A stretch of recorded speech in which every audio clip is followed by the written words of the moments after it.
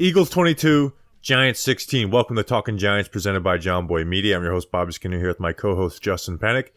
And Justin, the regular season is over. 4:30 Sunday versus the Minnesota Vikings. We'll be at Mr. Purple trying to kill Mr. Purple and the Minnesota Vikings. The Giants finished their regular season 9-7-1. Justin, how are you doing, my man?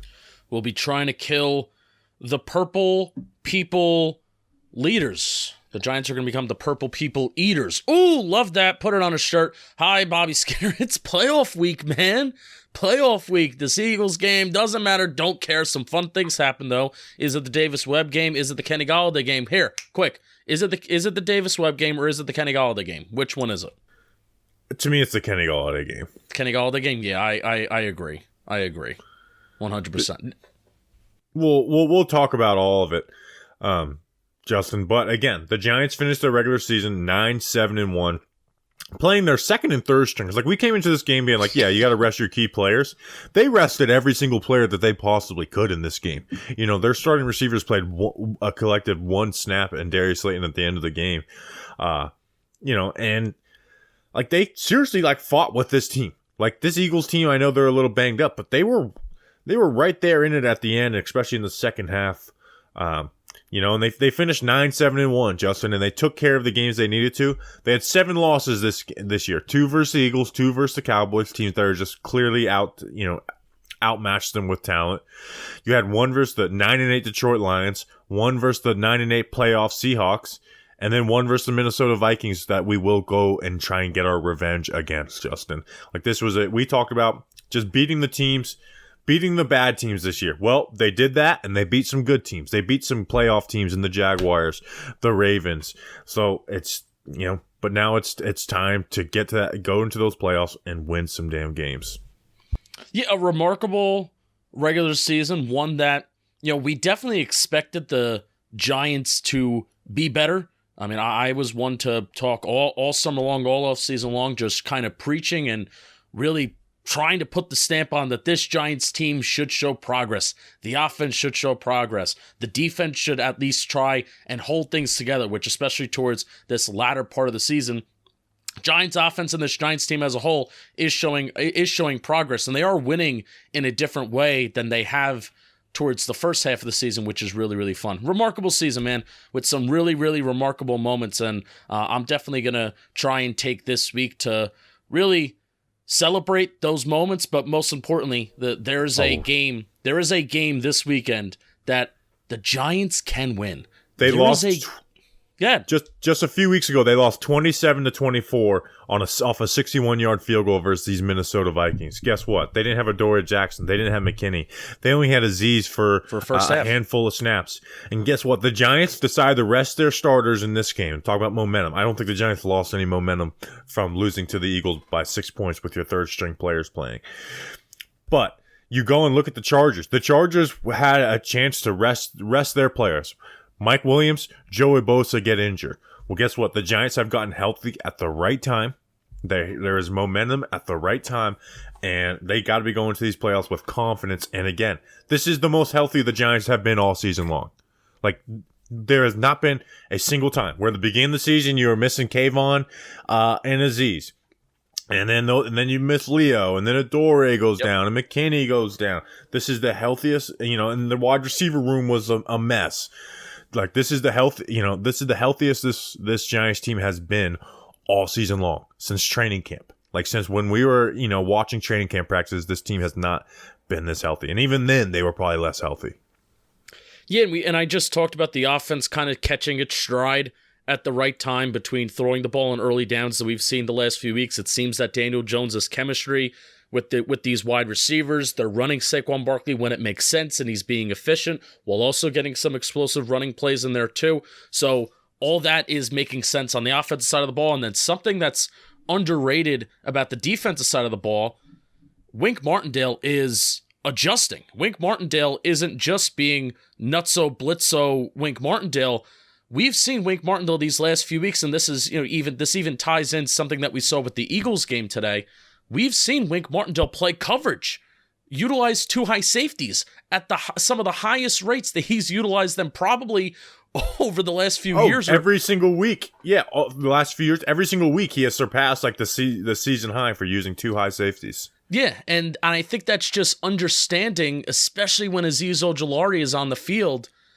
It's understanding that this Giants pass rush is also coming alive at the right time. And the Giants' pressure rate still very high, and then especially their sack rate with Azeez Ojulari in the lineup, just because Wink Martindale is kind of playing back, playing coverage a little bit more with these 2 high safeties, the pass rush is still producing. So this Giants team is getting healthy at the right time, and then also this Giants coaching staff is utilizing its players exactly at the right time too, and it's clicking at a point where we're not just looking at this Giants team saying, oh, well, they got lucky here or there, they got a good bounce here, missed field goal kick against Tennessee week 1.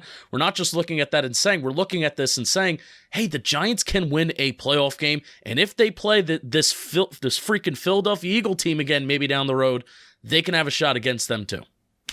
Yeah, you talk about building confidence. Like, imagine you're the Giants starters and you watch the third string players go, lose this game by 6 points in a game where they did a fake field goal that didn't work, and they started the second half with an onside kick that didn't work. Like, you got to be on the sideline being like, oh, this Eagles team isn't the same team we played a month ago. They are banged up, and this was a game where the Eagles had everything to play for.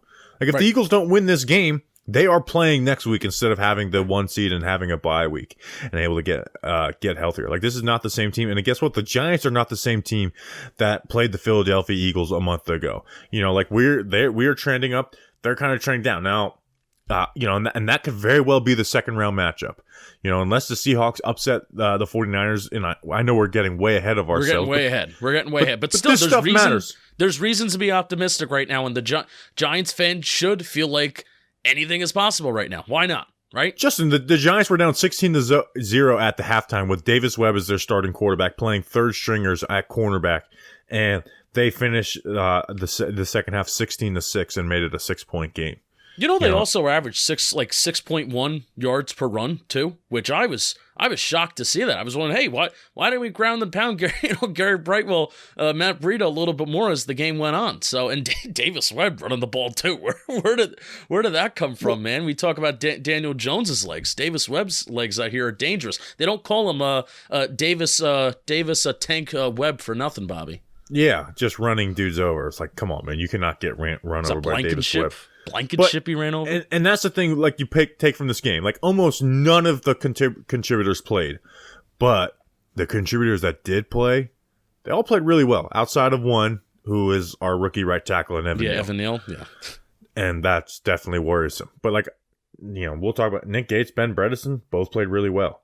The linebackers, Micah McFadden, played really well. Davis, if Gerard Davis gets in the lineup, I hate to be reactionary, but I kind of want him to be our Mike linebacker, him and McFadden, and then you rotate Landon Collins in. Cordell Flott played really well. Timon Fox can, fight for some, reps in the game. Like, he played well. So the guys that will have an impact next week versus the Vikings played well outside of Evan Neal. Yeah, absolutely. Where do you want to go? Offense, defense, what do you want to touch on? So it's tough because we're recapping a game where none of our starters played. Oh, wait. We're like 9 minutes in. We haven't talked about Kenny Golladay. Yeah, Kenny Golladay, man. We went into this game rooting for Kenny Golladay to get a touchdown. My Giant factor. He got it. And I know there's going to be okay, can we use Kenny Golladay in the playoffs? No, I wouldn't do that. He did have 2 catches on 7 targets. Part of that is Davis Webb not being very good. His catch rate on the year went from 40% to 35%. He finishes the year with 6 catches, 81 yards, and a touchdown. And Kenny Galladay's obviously been a massive failure as a Giant. But there's not a single Giant fan, or at least 99% of Giants fans can't say that they that. I was emotional. It totally changed my mood. The Kenny Golladay touchdown happened. It happened on an amazing touchdown on Big Play Slay. I didn't see his wife tweeting at me today. Oh, silence. Which I think it's never been more true. He's Big Play Slay, consistently giving up the big plays. And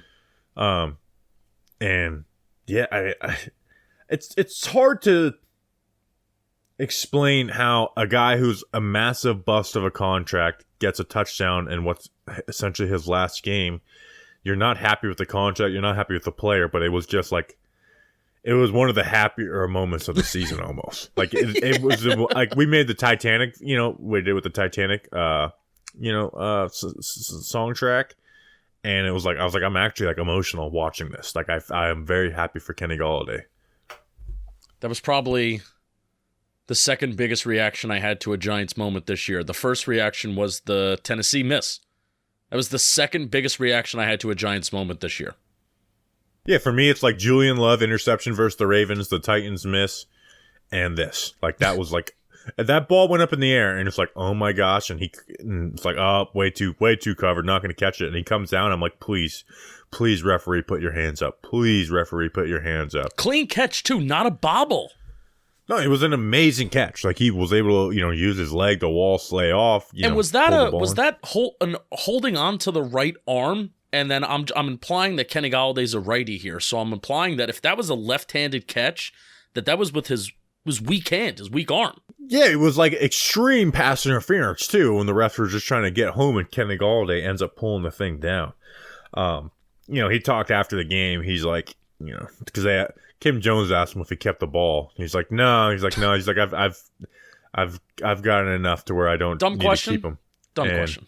Yeah, and he's like, and this was Davis Webb's first touchdown pass. I know he ran the ball in, but like that was Davis Webb's only touchdown pass of his career. Good teammate.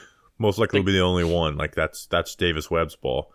So and Dable went, and obviously him and Dable, I'm sure, are not very good friends, but Dable went and sat next to him. Jahad Ward sat next to him and gave double birds to the camera, which was a great moment. Mm-hmm. Jahad Ward's a big middle finger guy, which is like, making me more of a Jahad Ward guy. I need to get something off my shoulders about Jahad Ward. People love him, and I like him too, just from a character standpoint. If you were to, I don't think Jahad Ward is a friendly, nice person. I think he is an intense dude that's, I can see low-key being a little rude, and that's fine. I don't want my football players being nice, lovey-dovey dudes, but people love Jahad Ward, and I have a feeling if people saw him on the street, Jahad Ward would not be nice to you. But he's a fun... Oh, he's blocked the entire Giants fan base on Twitter we don't even know why. Like, he hates us, but I don't... Still retweets me, by the way. I don't care. Like, I like that edge about He's got him. an edge. That's the correct phrase. All right, so here's where I want to go with Kenny Golladay. I feel like we got to talk about it more. I'm going to ask you a question, but I want to preface it with this. Kenny Galladay's average wide receiver separation today was 1.1 yards. That's really bad. That's terrible. It was the second worst this weekend. Darren Waller had 1 yard of separation, so it was the worst amongst all wide receivers this past weekend. Demarcus Robinson had the worst average separation for the Ravens, and it was 1.4. So Kenny Golladay built himself a nice little cushion there with being the worst. That's the first thing. Cannot separate, and it's not even just Kenny Golladay. Yeah, Kenny Golladay has always been bad at separating. That's really, really bad numbers. Like you worst in the NFL is usually around like 1.8. But part of me still thinks, watching him make that insane catch, part of me still thinks that the Giants should have made more of an effort the last 2 years. Definitely more last year. It falls on last year's coaching staff more. The Giants should have made a little bit more of an effort to give him opportunities like that today. Do you agree? Do you disagree? Last year, absolutely. I mean, last year he was just a better player. Like, the player that Kenny Golladay is now was not the guy he was last year. Like, he was a productive wide receiver for the Giants last year. He just played in a horrible offense. And then when Daniel Jones, like, you go look at it, we did it on his player profile projection. You go look at his numbers with Daniel Jones, and it's not horrible, but it's like the 0 touchdown sticks out.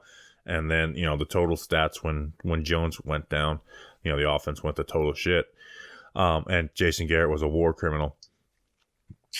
So last year, absolutely. This year, I will say, yes, up until Isaiah Hodgins became a part of the roster. Because then it's like, okay, we got 3 better options than you. When they were playing David Sills over him, like, that was silly. Even once they started playing Slayton, it's like Marcus Johnson should not be out there over Kenny Golladay, but that's kind of coincides with Kenny Golladay getting injured too. And they tried to incorporate him back into the offense for that Texans game, and he had the 2 drops or 1.5 drops. But at the same time, you can look at the coaching staff like, you got a lot longer leash for other guys. You know what I mean? Like try and help him build his confidence back. But Kenny Galladay's getting paid too much. So this year, I want to say it because he's just not the same player he was last year. And I like Kenny Golladay to me has not earned any reps for the playoffs. Like not at all. No, not at all. Like he should play probably 0 snaps or 2 or 2 or 3 because you do some type of rotation. I mean, yeah, like I said again, I started this whole conversation by saying that Kenny Golladay was the worst wide receiver in the National Football League from Week 18 at average separation. So I know that's not the end-all, be-all stat, but with Kenny Golladay, it kind of is because they're just not giving him the opportunities to make big contested catches like that, and I don't think it's worth just trotting Kenny Golladay out there. Last year was disgusting. Disgusting. They should have done that last year. And I don't really buy the whole, well, that's not Daniel Jones' style. Well, you're an offensive coach. You're an offensive play caller. Davis Webb just did. Come on now, Hot Dog Davis just made that pass. Like stop saying it's not Daniel Jones' style. Stop it. Yeah, and also if you're an offensive coach and if you're an offensive play caller, like if Kenny Golladay has, if Kenny Golladay is somewhat open and he's not double covered here, where his safety is going to come over the top and intercept it, throw a contested catch for Kenny Golladay. I mean that's the coaching right there. So I don't want to hear that. Oh, Daniel Jones just can't do it. I think he can if they told him to. So Kenny Golladay, very happy for you. Do you think he ever plays in the NFL again? Yes. Yeah. Yeah. Mm-hmm. He just looks so. The surgery in this offseason, man, it just looks like it just totally zapped him.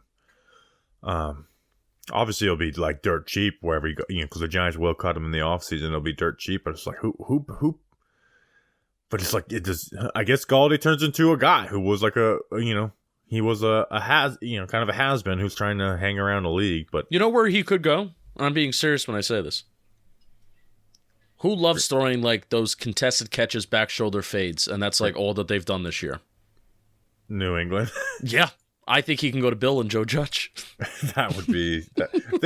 Bill's got to kind of have some self-evaluation and get a real offensive coordinator in there, hopefully. Joe Judge. And Joe Judge needs to go work under someone not named Bill Belichick. All right, I've had enough talking about the 2021 Giants. Davis Webb. First half, 9 of 22, 55 yards, 3 carries, 18 yards. Second half, 14 of 18, 113 yards, a touchdown, 3 carries for 23 yards, and another touchdown. He got his moment. Remember we said in training camp, he is a hot dogger. Like he is like, oh, I'm gonna scramble around like I am Patrick Mahomes or Lamar Jackson, Allen. And I'm gonna sidearm throws. Like the way he plays is like he is like, what these people are like looking for in the draft. And it's like, yeah, but dude, you have like the arm of Colt McCoy. Like, what are you doing, Davis Webb? I respect it. He finally got his start.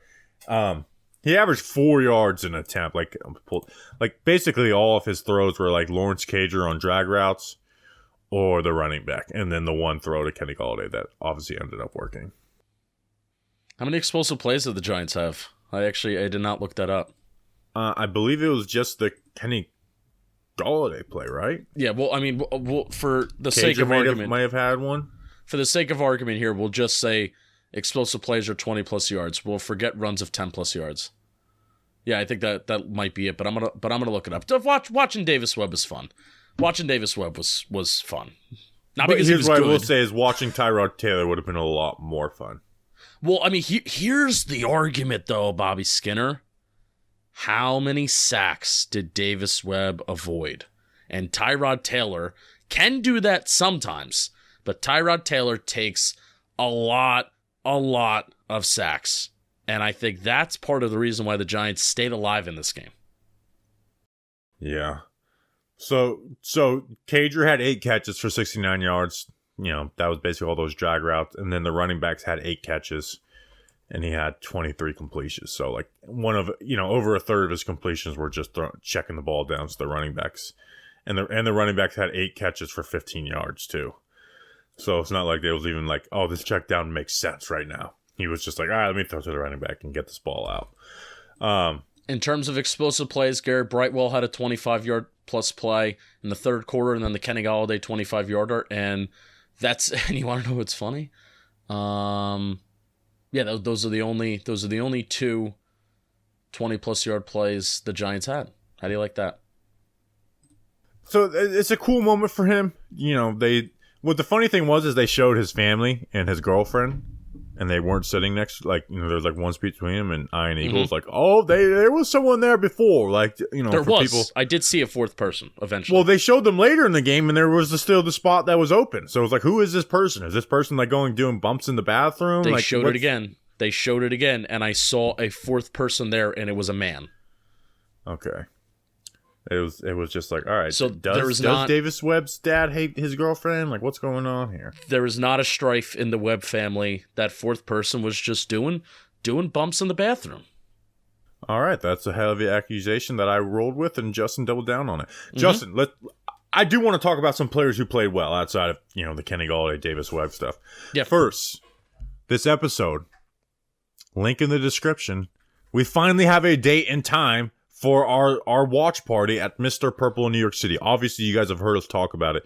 We are doing a watch party for the playoffs. We're gonna have big projectors. It's gonna be a grand old time. We're gonna Mr. Purple in New York City.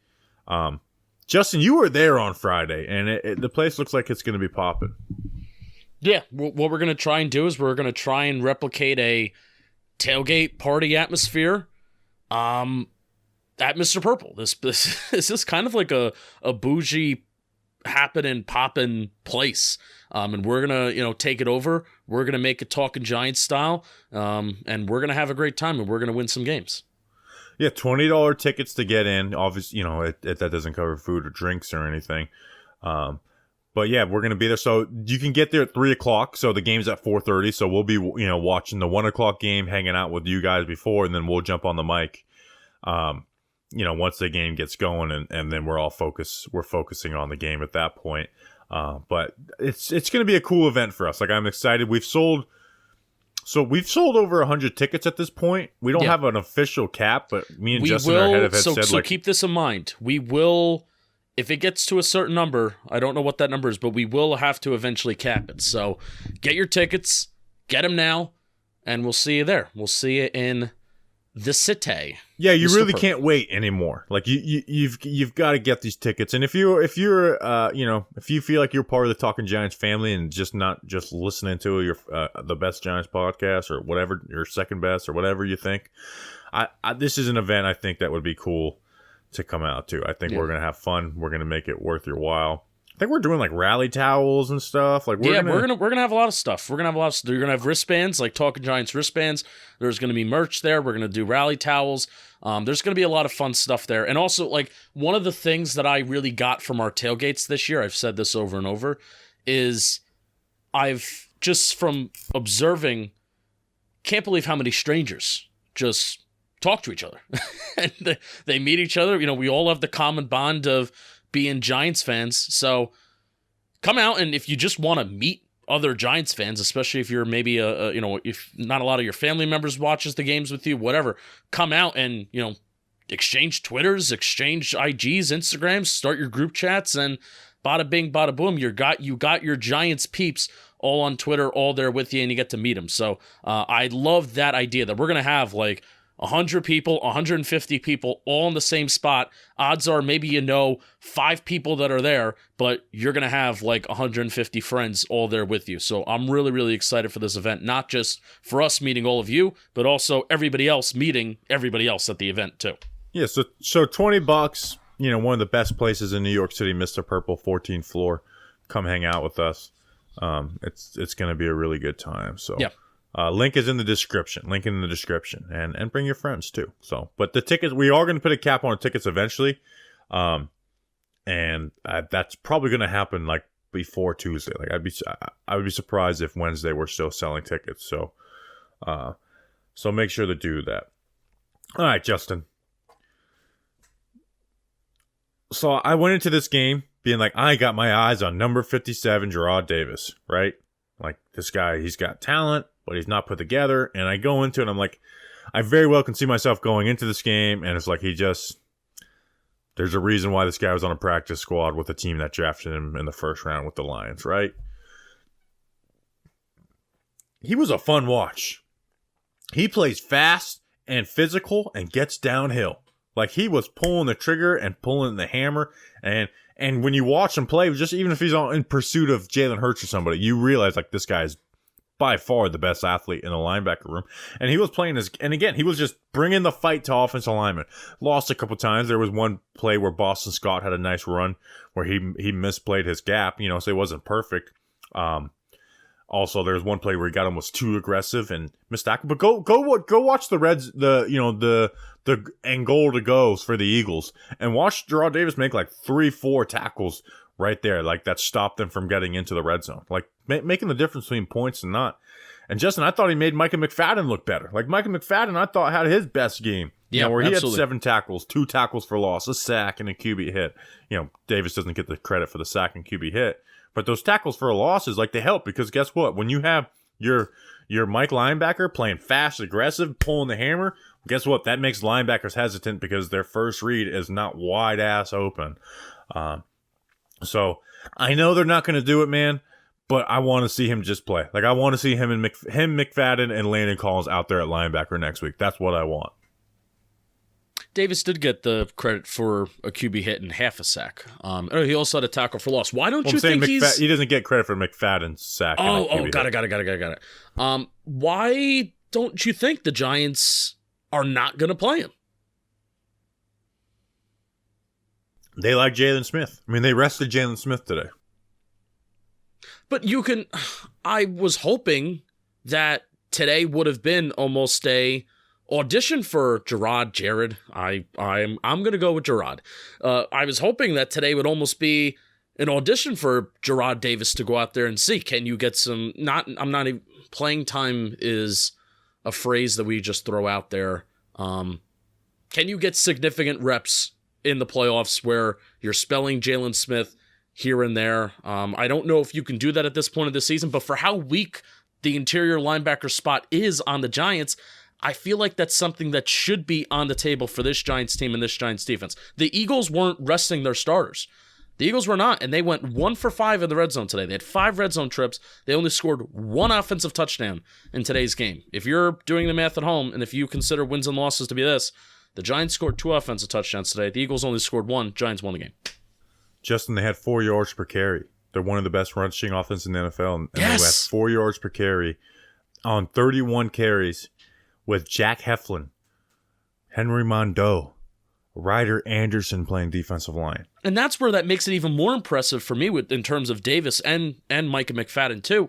They had this kind of game without the support of Dexter Lawrence, Leonard Williams, and kind of those guys up front.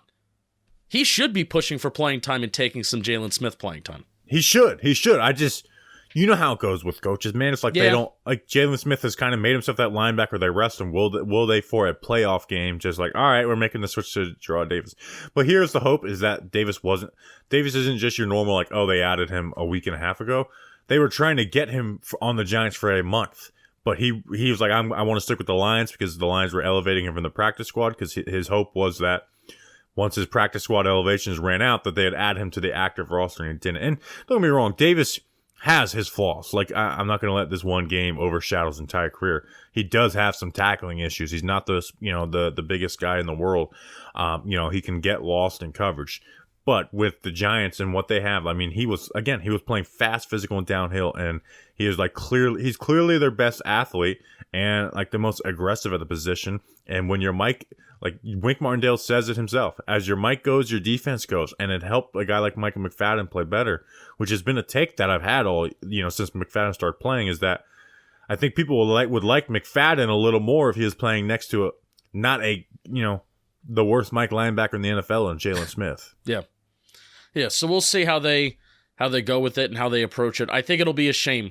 It'll be a shame if Jalen Smith continues to play 100% of the snaps, or he's going to come off the field on third downs. They're going to have packages where Landon Collins and Tony Jefferson's out there, but especially on those running downs, it'll be a shame if Jalen Smith isn't coming off the field and Jarrad Davis isn't coming on, or even like I even think Jalen Smith will look better as a weak side linebacker. If it's Gerard Davis at the mic and Jalen Smith at the wheel, or Micah McFadden at the wheel, Gerard Davis. I think Gerard Davis should be used more. I agree with you. We'll see how they approach it this week. I'm not going to expect anything, but I'll be surprised if we're right. And we're playing the Vikings run game that is not going to throw a ton at you with counters and stuff, and that's where the Giants have had some success in their run defense, which is just playing these zone teams. And I don't think the Vikings are going to totally change up and start running GT counter in the playoffs, because even when they do that, they don't do it well. Let's talk about the other consequential players that were playing, the offensive line. Again, there was 2 sacks the Eagles had in this game, Justin. But Davis Webb was sacked 0 times. Can you guess who? I tweeted it out. Who were the 2 players that gave up sacks or that were sacked in this game? Yeah, that were sacked. It was Jamie Gillian, and wasn't there a funky Lawrence Cager play? Yep, it was Lawrence Cager. Yeah, Lawrence Cager and Jamie. So really no sacks. Obviously Davis Webb's getting the ball out quick. But I went and rewatched the game. I rewatched the offense, and I just okay, I'm just gonna watch Nick Gates and Ben Bredesen, and that's it. First guys like Hargraves, those guys were holding up, man. And they're probably going to do this freaking rotation with those cats. And they put Ben Bredesen at center at one point.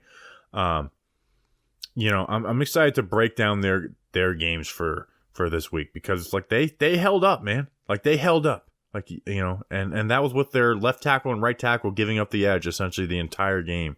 Those guys didn't give up any plays. Ben Bredesen had one bad play that I noticed from the side angle, but those guys can play. And then on the flip side, Evan Neal, if there's 2 players that I go into the Vikings game worried about, it's Evan Neal and Darnay Holmes. Yeah, well, you have Daniel Hunter and you have Zadarius Smith, who both of those guys kind of had, everybody's been having their way with Evan Neal, but in particular those 2 guys had their way with Evan Neal a couple weeks ago. Yeah, Neal just had the false starts in this game, getting beat around the corner.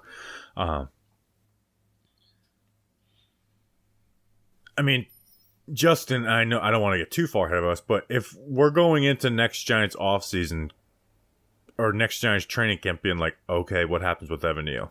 Because now it's year 2 and you got to be a good player now.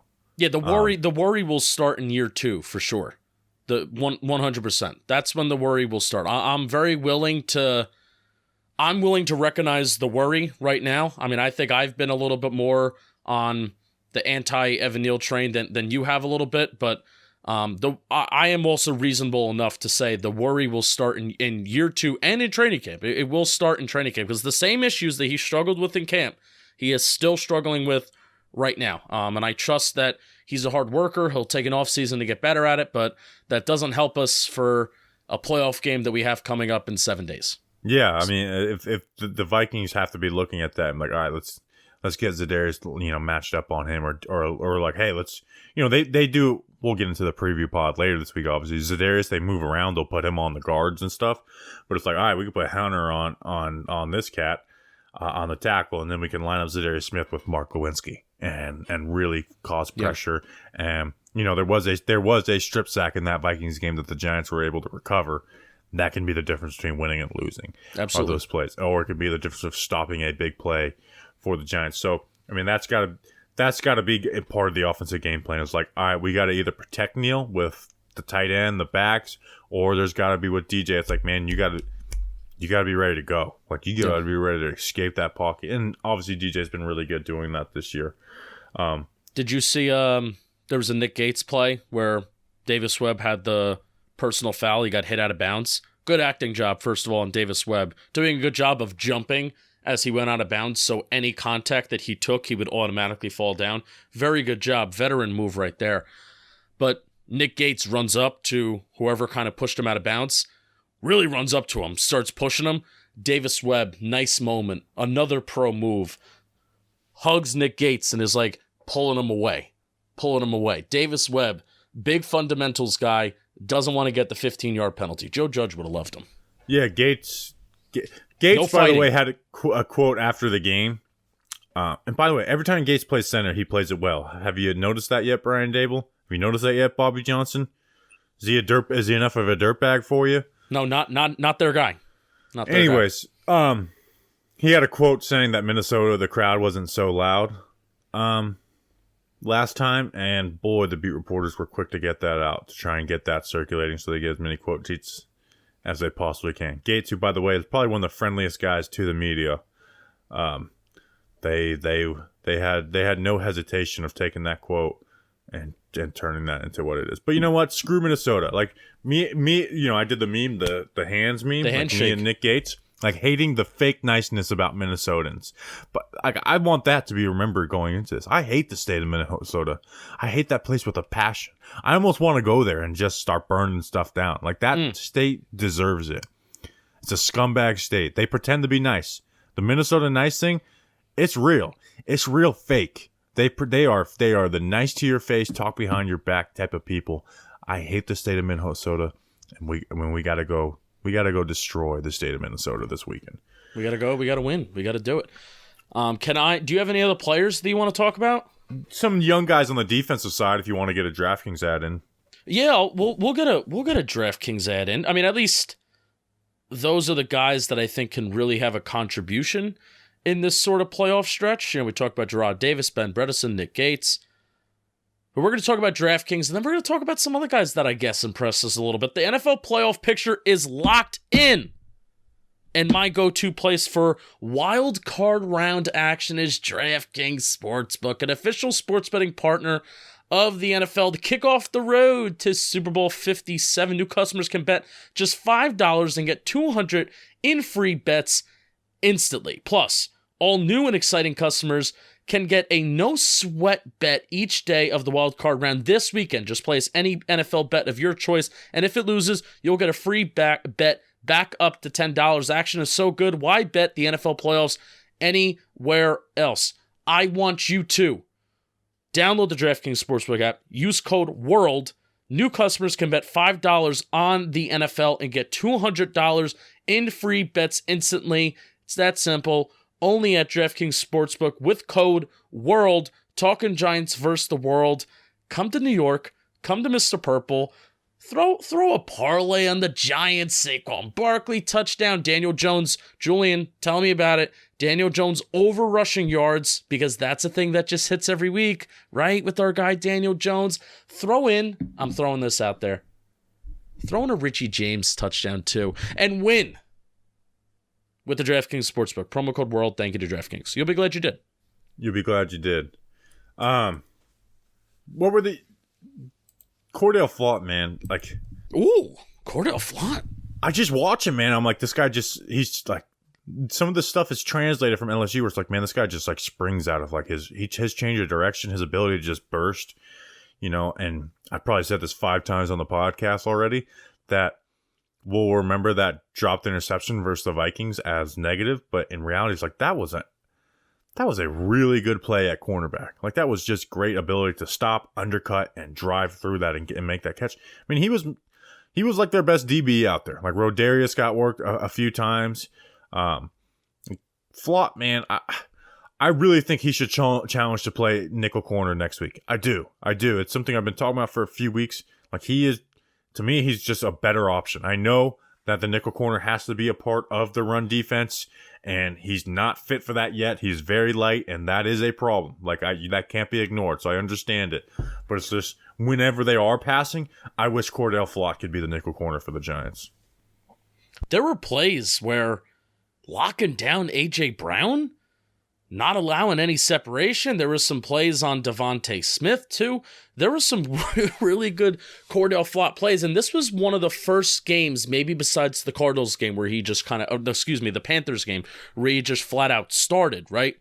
This is one of the first games in the first weeks that they actually put Cordell Flott in these man-to-man situations where it could allow Cordell Flott to make a play on the football, to really cover guys, maybe get a little close in their face. I don't want to say press, but, at least just get up on their grill in man coverage. A lot of what Cordell Flott's been doing is giving these guys a little bit of cushion and still playing man coverage the last few weeks. So I've really tried before this Eagle game to try and evaluate what kind of season Cordell Flott's having, and I just don't think that when he's been out there, the Giants have been putting him in compromising situations. This week, however, him getting the start, playing man coverage on the outside was super fun, super exciting. Seeing that there was one third down stop that he had on A.J. Brown. Incomplete pass, covering him like a blanket. Gets up, Brian Dable and Wink Martindale both pumped on the sideline. Brian Dable daps him up on the sideline. So that was a really cool moment, and I'm with you. I'm with you on I would like Cordell Flott to... I don't think Cordell Flott would get beat in the same way that Darnay Holmes does, especially when we're talking about holding penalties, but I just don't think it's going to happen at this stage of the season. I don't think they view Cordell Flott as that player that they can switch positions at this point in the season. He is still super young, man. He's 21 years old. That is I'm super, excited for him going young. into next year. Like I know, Yeah. like he is someone who I am very excited for going into next year. I know betting on corners making this huge jump can be dangerous, but he is someone I'm very excited about. And other guys who evaluate corners like Eric Crocker really liked him. So, some good stuff there. And he was one of the guys we liked in the draft afterwards, obviously post-draft. We're like, man, this guy's got like some talent. Like he springs out of his style. I kind of just like the way the guy goes about playing the game. He plays with an edge to him. I like a little Flott. swagger. You saw a little bit of swagger today too. It was cool. We talked about it on the pregame show, and you had a tweet about it in this game, Justin. Timon Fox is just a flat-out better player than O'Shane Ximines. Like, Yes. I know people were like telling us to apologize to O'Shane Ximines after he got a sack on a second effort versus the Panthers and had a sack on a Hail Mary versus Aaron Rodgers. But, like, O'Shane Ximines does nothing. And Timon Fox, every time he's on the field, like, he does good things. Like, he rushes with the plan. He can, beat a guy around the edge. I think he's better in the run game. It's minimal reps, but I think Fox should be overtaking the O'Shane Ximines reps. O'Shane's gotten a lot of snaps this year, by the way. Like, he has more snaps than Quincy Roche got last year. Less production, may I say, but nonetheless. I think Timon Fox can grow into a Jihad Ward-like player. And what I mean by that, I think Timon Fox is way more athletic. But what I mean by that is an edge rusher that can be good to solid for you, like a number 3, number 4 guy that can come in against the run and then even do some things, rushing the passer too every once in a while too. Just a solid, good depth player, which for a UDFA, I think that's awesome. Yeah, obviously, like, you don't put up all that production that he did at UNC without knowing how to play ball. The question is like, okay, do you have the size, do you have the strength, do you have the athleticism for the next level? But he knows how to play ball, and again, O'Shane Ximines has been quietly really bad since, week 3 or week 4, whatever you want to call it. O'Shane Ximines has been quietly really bad his entire career. That's true. He was very loudly bad for a portion of last year. Right. But because of Kayvon and Aziz and then Jihad, where, like, you look at O'Shane's reps, like, he gets playing time. He really does. Like, he's not this guy that's getting 8 snaps a game. You wouldn't know it because he doesn't do anything. And you don't know he's on the field. Yeah, you forget, like, oh, yeah, O'Shane Ximines is part of the team and part of the actual rotation. He doesn't do Aziz anything. Ojulari, get healthy, please. Yeah, did you have anything else on players in this game? Yeah, I love Jason Pinnock. I think there would have been 4 or 5 20-plus yard runs that the Eagles had if it weren't for Jason Pinnock kind of coming down, playing the run. I don't necessarily know and remember if he... I think there was one play where he was covering somebody. Maybe it was Dallas Goedert. But Jason Pinnock makes plays, and I really like him. I think he can be a piece moving forward. Dare I say, if they can't find a way to extend Julian Love, Jason Pinnock is an option at safety. It shouldn't be the only option, but Jason Pinnock is an option. So I really like him. And Lawrence Cager is a good receiver.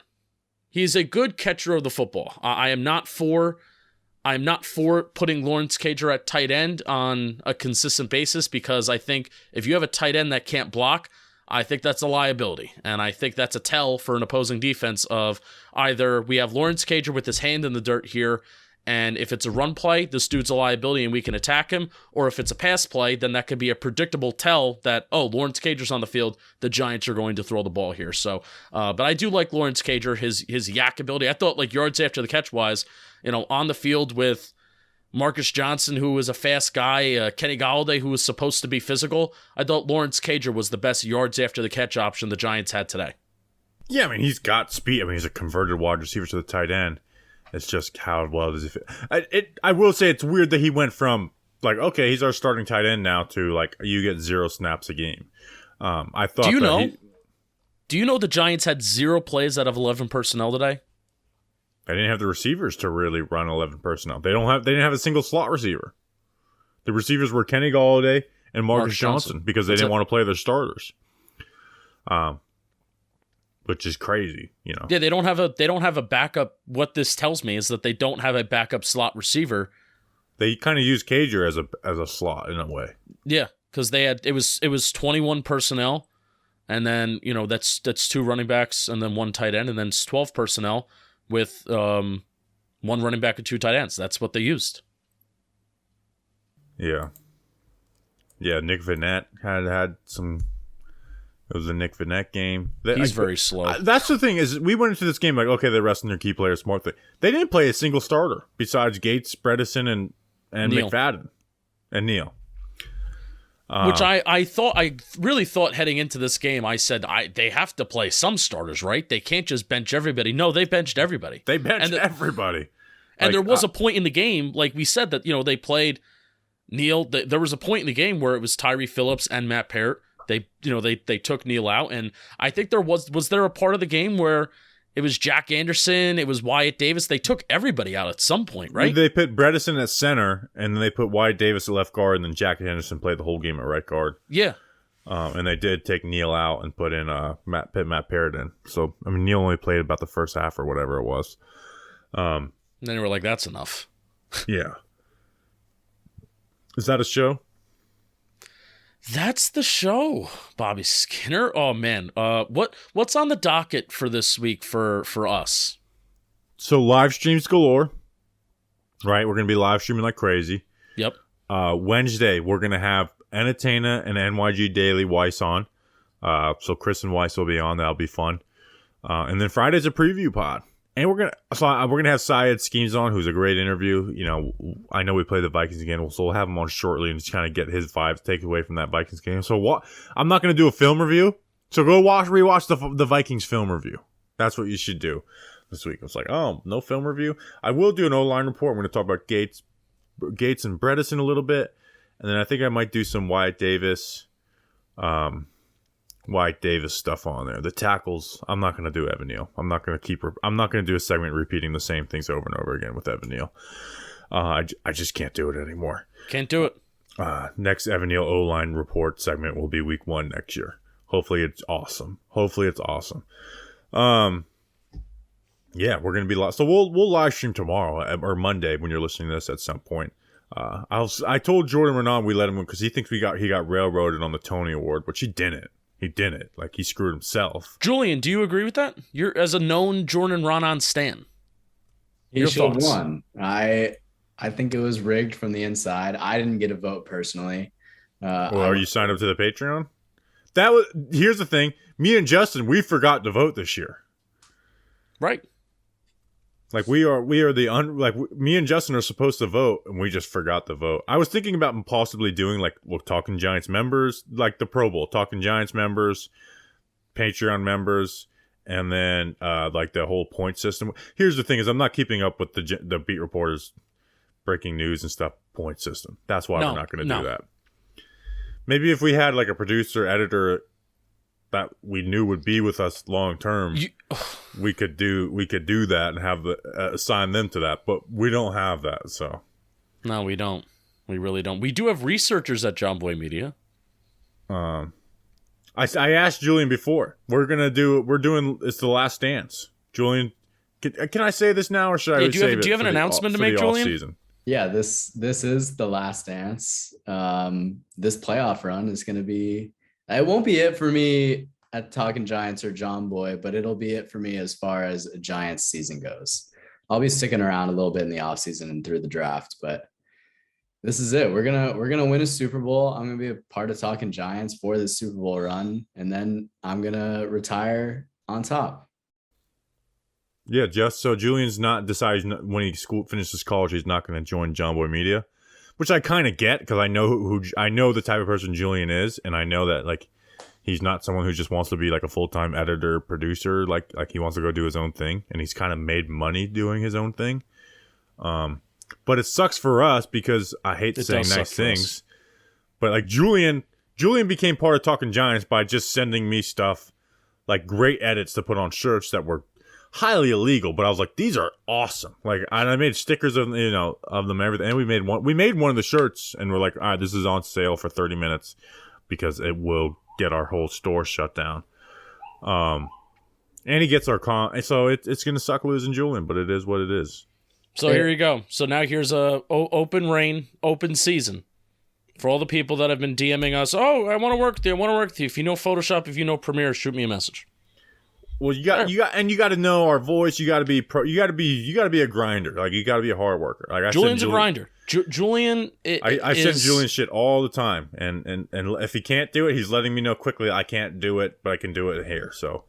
And do not message us saying that you study journalism in college. Show me what you do and what you've done, not what you want to do, because that's I will not. If we are not looking for just like a starting pad, we want you to have already done shit. You can be a journalism major, but if you don't know Premiere and you don't know Photoshop, I'm sorry. But Julian is one of those people, and I love this is like my favorite kind of person in the world. This is really uncomfortable saying all these nice things about Julian. I'm not uncomfortable. I'm uncomfortable. Julian is one of those people that he will do things even when we don't ask him to do, which that is like, I hate having to spell everything out. And there are times like in our jobs and in our lives, and everybody can relate to this, where there are people that you have to spell everything out for. I want this, I want that. You have to cross your T's and you have to dot your I's. And if you don't do it, you're the one that gets screwed over. And that is not what I have to do with Julian. Julian he's gotten our voice from the start. He's going to be with us for a few more months, but he kind of broke our hearts this week, and he told us, don't like you, don't want to stay with you. That's what he said in a phone call to me. I was bowling too. It was in my bowling league. Julian tells me, I don't like you anymore. I'm not working for you. Yeah, did that throw off your game at all? That's what I was worried. No, I actually got better after that because maybe I got mad. I like locked in.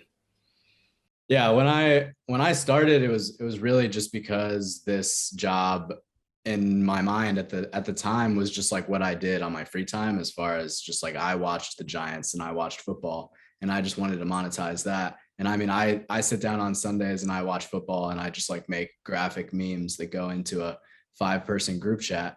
So then I was like, I mean, I listen to these people and I see them post stuff. That's stuff I could do. And yeah, it has been the best, and it has been a blast working at John Boy and learning kind of social media. But yeah, kind of like you guys said, I just don't want to be an editor, and like just an editor. Like I just got a new camera, and I love telling like cool stories, and I want to make like some really banger art that I'm super passionate about. And while I will continue to watch football and listen to football content on a daily basis, it doesn't fulfill my creative needs long term. That's what I'll be pursuing. Your creative needs. Yeah. We can't fill your creative needs. What was that Justin Editor comment? Is this all because I wouldn't let you do the Santa Claus No, definitely not. I want to tell, I don't know exactly what I want to do after college, but I know that I want to make stuff that is like telling like crazy stories and like long form videos that make people feel something. When we go storm chasing, because John Boy Media asked me to pitch them ideas that are non-football related. I was like, I need 1 year in Florida, so it'd be easy. Like, all right, let's go. What if you stayed in Florida and you just did all that for Bobby? That's what people, because when I've told people that I wouldn't stay, they're like, well, I get it not wanting to go to New Jersey, which really isn't huge for me. That's not a huge deal breaker. They're like, what if you could just stay in Florida? You should want to move to New Jersey. No, even if I were to stay in Florida, the decision stands.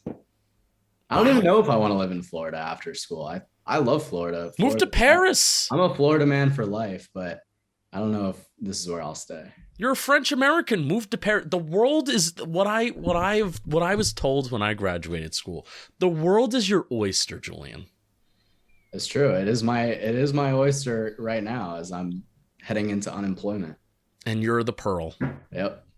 By the way, the Giants' schedule for next year is confirmed. Home game: Patriots, Jets, Packers because they lost, Rams, Seahawks, Commanders, Eagles, Cowboys. Road: Raiders, Bills, Dolphins, Saints, 49ers, Cardinals, Cowboys, Eagles, Commanders. So I got Dolphins circled on there. I'm going to the Bills game. I'm going.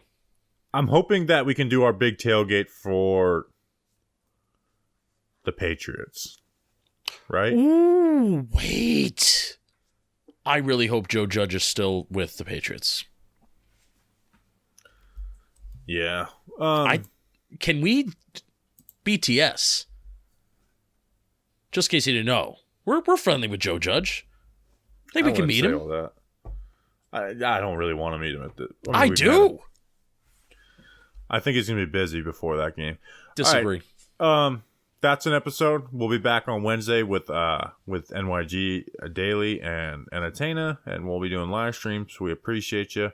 Make sure, link in the description, come to our live event. Our events planner texted us middle of the show, being like, we just got a big surge of sign-ups, so sign up or get your tickets, all that good stuff. We appreciate you guys. We'll see you then. Until then, let's go Big Blue.